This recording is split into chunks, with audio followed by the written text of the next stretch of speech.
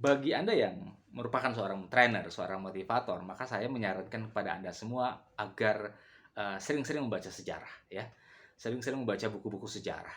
Dan alhamdulillah sih saya termasuk orang yang sebelum menjadi seorang motivator, sebelum menjadi seorang trainer, saya termasuk orang yang sangat menyukai tema-tema ini ya, tema-tema sejarah. Dan praktis sejak kecil, sejak pertama kali bisa membaca, buku-buku yang sering saya baca itu adalah buku-buku yang bertemakan sejarah.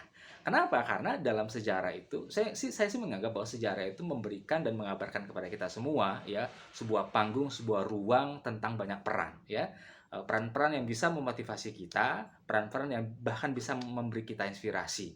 Dan lebih jauh daripada itu, sejarah bisa kita ceritakan kepada para audiens kita, kepada para peserta pelatihan kita. Kenapa? Karena tadi cerita-cerita yang bisa kita ambil dari sejarah itu bisa memotivasi, bisa memberikan kita inspirasi, tidak hanya inspirasi bagi kita sebagai seorang trainer, sebagai seorang motivator, tapi juga motivasi dan inspirasi bagi para peserta kita, ya orang-orang yang kita latih, orang-orang yang kita training.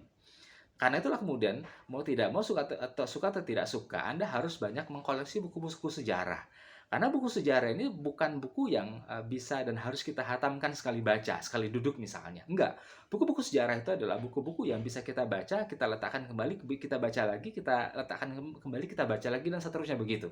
Karena itulah kemudian mengkoleksi buku sejarah menjadi salah satu yang saya kira harus ya dimiliki gitu, dilakukan oleh seorang trainer, oleh seorang motivator.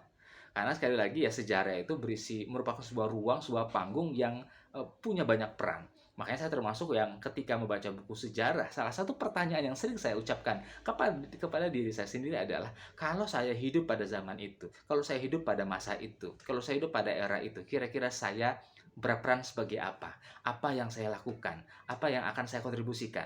Apakah saya menjadi bagian dari kelompok-kelompok yang kemudian kita kenal sebagai protagonis, orang-orang baik dalam sejarah, atau bahkan bisa jadi kita termasuk ke dalam orang-orang yang sebaliknya, menjadi orang-orang antagonis yang menjadi musuh atau tokoh buruk dalam sejarah tersebut begitu. Nah, pertanyaan itu yang sering muncul kepada diri saya ketika saya membaca sejarah, ya. Walaupun pada akhirnya saya bertekad bahwa ya mau tidak mau, suka atau tidak suka, ya akhirnya kita harus menjadi orang yang protagonis, kelompok protagonis dalam sebuah segmen dan segmen sejarah gitu.